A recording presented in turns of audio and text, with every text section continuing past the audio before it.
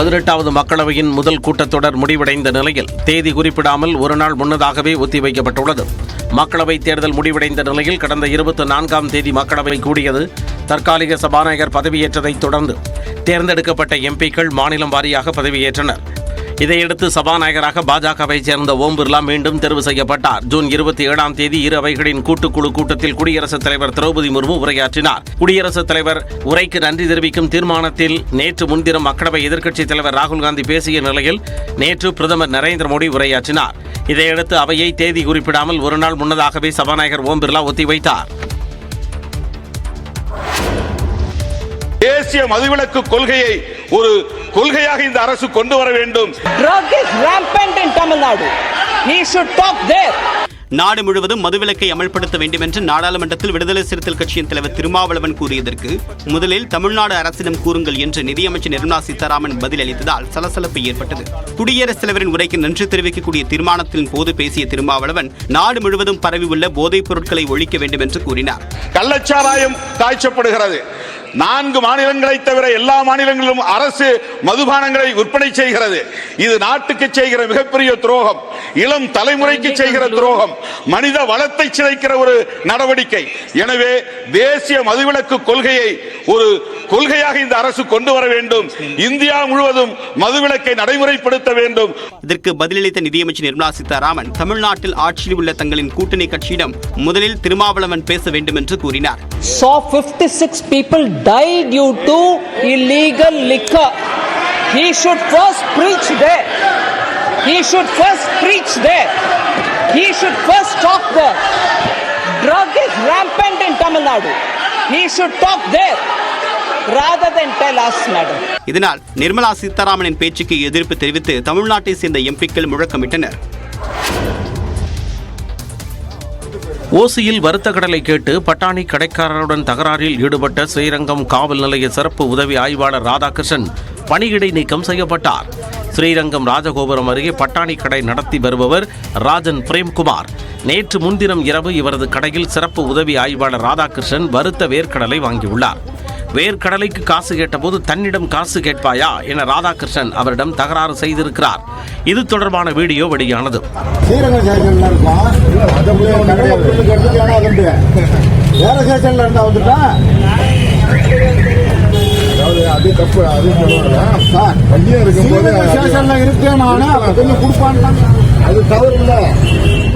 இது குறித்து மாநகர ஆணையர் காமினியிடம் பட்டாணி கடைக்காரர் ராஜன் பிரேம்குமார் புகார் மனு அளித்தார்.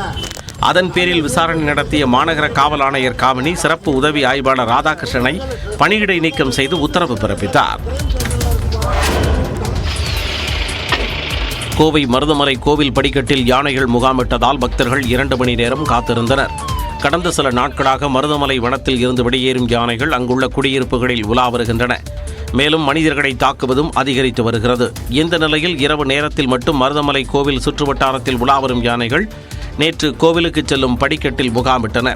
இதனால் கோவிலுக்கு செல்ல முடியாமலும் மலையில் இருந்து கீழே இறங்க முடியாமலும் பக்தர்கள் 2 மணி நேரம் தவித்தனர். தகவல் அறிந்து சென்ற வனத்துறையினர் யானைகளை வனத்திற்குள் அனுப்பும் பணியில் ஈடுபட்டனர். நீண்ட நேரம் போக்கு காட்டிய யானைகளை பட்டாசு வெடித்தும் கூச்சலிட்டும் அங்கிருந்து விரட்டினர். இதனையடுத்து வழக்கம் போல கோவிலுக்கு சென்று பக்தர்கள் வழிபட்டனர். அரசு கலை மற்றும் அறிவியல் கல்லூரிகளில் நிரப்பப்படாமல் உள்ள இடங்களுக்கு மாணாக்கர்கள் இன்று முதல் விண்ணப்பிக்கலாம் என்று கல்லூரி கல்வி இயக்குநர் அறிவித்துள்ளார்.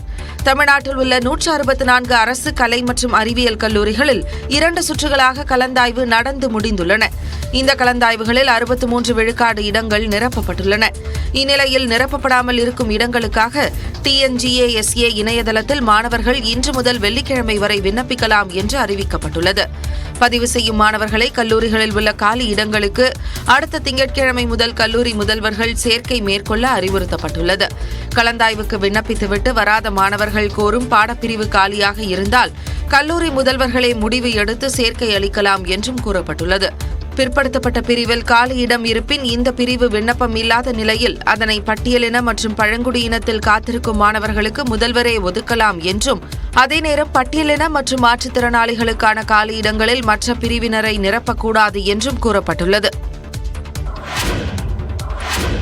இலங்கை கடற்படையால் கைது செய்யப்பட்ட 25 மீனவர்களை விடுவிக்க நடவடிக்கை எடுக்க கோரி வெளியுறவுத்துறை அமைச்சர் ஜெய்சங்கருக்கு முதலமைச்சர் மு.க. ஸ்டாலின் கடிதம் எழுதியுள்ளார். பாக் நீர் இணை மன்னார் வளைகுடா கடற்பகுதிகளில் திங்கட்கிழமை மீன்பிடித்துக் கொண்டிருந்த தமிழ்நாட்டு மீனவர்கள் 25 பேரை இலங்கை கடற்படையினர் கைது செய்து படகுகளை பறிமுதல் செய்தனர். இந்த சம்பவத்தை சுட்டிக்காட்டி கடிதம் எழுதியுள்ள முதலமைச்சர் மு.க. ஸ்டாலின், இலங்கை கடற்படையினர் தமிழ்நாட்டு மீனவர்களை கைது செய்வது முன் எப்பொழுதும் இல்லாத அளவுக்கு அதிகமாக இருப்பதாக குறிப்பிட்டார். 1974ஆம் ஆண்டு அப்போதைய மத்திய அரசுக்கும் மாநில அரசுக்கும் இடையேயான புரிந்துணர்வை தொடர்ந்து பிரச்சினை நிலவுவதாக ஏற்கனவே கடந்த மாதம் 27ஆம் தேதி எழுதிய கடிதத்தில் முதலமைச்சர் சுட்டிக்காட்டியுள்ளார். கச்சத்தீவை மீட்க அர்த்தமுள்ள எந்த முயற்சியையும் மத்திய அரசு எடுக்கவில்லை என்றும் குறிப்பிட்டுள்ளார். கச்சத்தீவு விவகாரத்தை தேர்தல் நேர முழக்கத்திற்கு மட்டுமே பயன்படுத்தி வருவதாக பாஜக அரசை முதலமைச்சர் சாடியுள்ளார். தமிழ்நாட்டு மீனவர்களுக்கு தொடர்ந்து இடையூறு விளைவிக்கும் பிரச்சினைக்கு நிரந்தர தீர்வு காண தேவையான நடவடிக்கைகளை வெளியுறவுத்துறை அமைச்சர் மேற்கொள்ள வேண்டும் என்றும் தனது கடிதத்தில் முதலமைச்சர் குறிப்பிட்டுள்ளார்.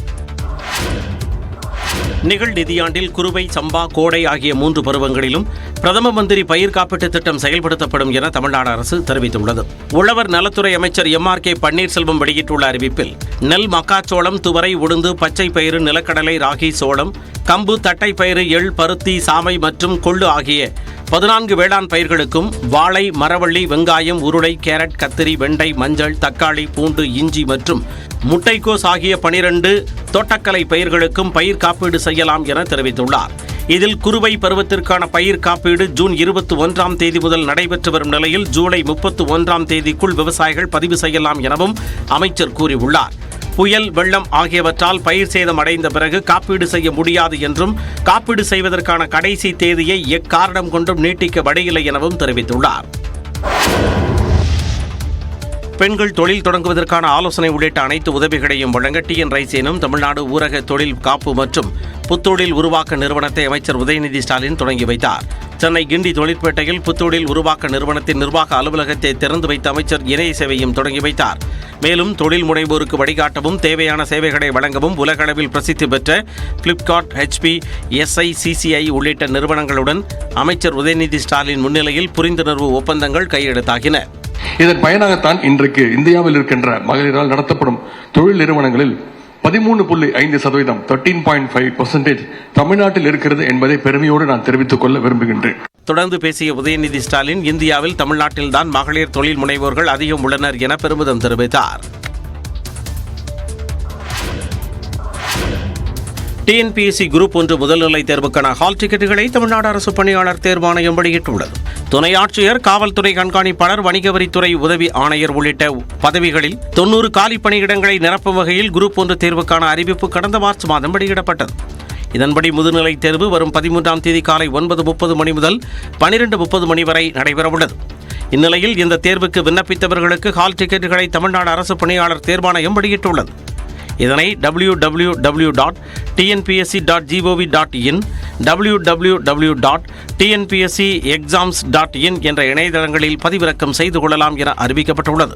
முதல்நிலை தேர்வு முடிவுகள் வெளியான பிறகு முதன்மை தேர்வுக்கான தேதி அறிவிக்கப்படும் என தெரிவிக்கப்பட்டுள்ளது. மதுரை எய்ம்ஸ் கட்டுமான பணிகளில் அரசியல் உள்நோக்கம் இல்லை எனவும் திட்டமிட்டபடியே கட்டுமான பணிகள் நடைபெற்று வருவதாகவும் எய்ம்ஸ் நிர்வாகம் அறிக்கை வெளியிட்டுள்ளது. மதுரை மாவட்டம் தோப்பூரில் 222 ஏக்கரில் எய்ம்ஸ் மருத்துவமனை அமைப்பதற்கான கட்டுமான பணிகள் கடந்த மே மாதம் தொடங்கப்பட்டன. கட்டுமான பணிகள் தாமதமானதால் 2021-22ஆம் கல்வியாண்டு முதல் மதுரை எய்ம்ஸ் மாணவர்கள் ராமநாதபுரம் மருத்துவக் கல்லூரி வளாகத்தில் தற்காலிகமாக பயின்று வருகின்றனர். இந்த நிலையில் விடுதிக்கான வாடகை கட்டடம் கேட்டு அறிவிப்பு வெளியிட்டது எய்ம்ஸ் நிர்வாகம். ஓராண்டுக்கு இந்த வாடகை கட்டடம் பயன்படுத்தப்படும் என்றும் தேவைப்பட்டால் மேலும் நீட்டித்துக் கொள்ளப்படும் எனவும் அதில் குறிப்பிடப்பட்டது. இந்த அறிவிப்பின் மூலம் மருத்துவமனை கட்டுமான பணிகள் மீண்டும் தாமதமாகுமோ என்ற சந்தேகம் எழுந்தது. இதுகுறித்து விளக்கமளித்த எய்ம்ஸ் நிர்வாகம், மதுரை எய்ம்ஸ் கட்டுமானத்தில் அரசியல் உள்நோக்கம் இல்லை என்றும் ராமநாதபுரம் மருத்துவக் கல்லூரி வளாகத்தில் கல்வியை தொடர்வதில் மாணவர்கள் முழு திருப்தியுடன் உள்ளதாகவும் தெரிவித்துள்ளது. திட்டமிட்டபடி எய்ம்ஸ் கட்டுமான பணிகள் நடைபெற்று வருவதாகவும் எவ்வித இடையூறும் இன்றி பணிகள் மேற்கொள்ளப்பட்டு வருவதாகவும் கூறியுள்ளது.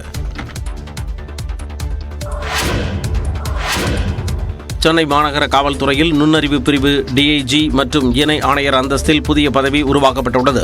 அந்த இடத்திற்கு சென்னை மாநகர காவல்துறையில் சட்டம் ஒழுங்கு இணை ஆணையாளராக இருக்கும் G. தர்மராஜன் நியமிக்கப்பட்டுள்ளார்.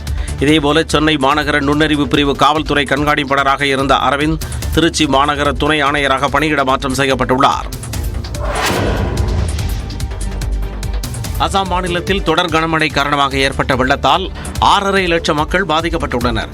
வடகிழக்கு மாநிலமான அசாமில் கடந்த சில தினங்களாக கனமழை கொட்டி தீர்த்து வருகிறது. இதனால் பிரம்மபுத்திரா மற்றும் அதன் துணை நதிகள் உள்ளிட்ட முக்கிய ஆறுகளில் வெள்ளப்பெருக்கு ஏற்பட்டுள்ளது. வெள்ளத்தால் இதுவரை 6.5 லட்சத்திற்கும் அதிகமான மக்கள் பாதிக்கப்பட்டுள்ளனர். தேசிய பேரிடர் மீட்புப் படை, மாநில பேரிடர் மீட்புப் படை மற்றும் மாவட்ட நிர்வாகத்தினர் இணைந்து மீட்புப் பணிகளில் ஈடுபட்டு வருகின்றனர். இந்த நிலையில் கோலாகட் பகுதியில் வெள்ளத்தால் பாதிக்கப்பட்டுள்ள பகுதிகளை பார்வையிட்ட மாநில முதலமைச்சர் ஹிமந்த பிஸ்வா சர்மா நிவாரண முகாம்களில் தங்க வைக்கப்பட்டுள்ளவர்களை சந்தித்து பேசினார். இதனிடையே குஜராத் மாநிலத்தில் பெய்து வரும் கனமழை காரணமாக ஏற்பட்ட வெள்ளத்தால் ஜூனாகத் மாவட்டத்தில் 30 கிராமங்கள் பிற பகுதிகளில் இருந்து துண்டிக்கப்பட்டுள்ளன. 24 மணி நேரத்தில் ஜூனாகத் மாவட்டத்தின் வந்தாடி கிராமத்தில் 36.1 சென்டிமீட்டர் மழை பதிவாகியுள்ளது. பல இடங்களில் கனமழை காரணமாக ஏற்பட்ட வெள்ளத்தால் சாலைகள் மூழ்கி கிடக்கின்றன. சூரியனை ஆய்வு செய்வதற்காக அனுப்பப்பட்டுள்ள ஆதித்யா L1 விண்கலம் 2வது ஹாலோ சுற்றுவட்ட பாதையில் வெற்றிகரமாக பயணிக்க தொடங்கியுள்ளதாக இஸ்ரோ தெரிவித்துள்ளது. இந்திய விண்வெளி ஆராய்ச்சி மையமான இஸ்ரோ சூரியனின் மேற்புற வளிமண்டல அடுக்கை ஆய்வு செய்யவும் சூரியனில் இருந்து வெளிவரும் அயனியாக்கப்பட்ட துகள்களின் தன்மை மற்றும் அளவு குறித்து ஆராயவும் ஆதித்யா L1 என்ற விண்கலத்தை கடந்த ஆண்டு செப்டம்பர் 2ஆம் தேதி விண்ணில் செலுத்தியது. இது பூமியில் இருந்து 15 லட்சம் கிலோமீட்டர் தொலைவில் உள்ள லாங்ரேஞ்சின் புள்ளி என அழைக்கப்படும் L1 புள்ளியை ஜனவரி 6ஆம் தேதி சென்றடைந்தது. தற்பொழுது ஆதித்யா L1 விண்கலம் ஹாலோ சுற்றுவட்ட பாதையில் முதல் சுற்றை நிறைவு செய்துள்ளதாக இஸ்ரோ தெரிவித்துள்ளது. இந்த சுற்றுவட்ட பாதையை நிறைவு செய்ய 178 நாட்களை விண்கலம் எடுத்துக் கொண்டுள்ளதாகவும் தற்பொழுது விண்கலம் 2வது ஹாலோ ஆர்பிட்டில் தனது பாதையை வெற்றிகரமாக மாற்றி சிறப்பாக பயணித்து வருவதாகவும் இஸ்ரோ தனது எக்ஸ் பக்கத்தில் தெரிவித்துள்ளது. துணை தேசிய பாதுகாப்பு ஆலோசகராக தமிழ்நாட்டிலிருந்து தேர்வான IPS அதிகாரி TV ரவிச்சந்திரன் நியமிக்கப்பட்டுள்ளார். மத்தியில் நரேந்திர மோடி தலைமையிலான பாஜக அரசு 3வது முறையாக பதவியேற்ற நிலையில் தேசிய பாதுகாப்பு ஆலோசகர் அஜித் தோவலுக்கு பணி நீட்டிப்பு வழங்கப்பட்டது.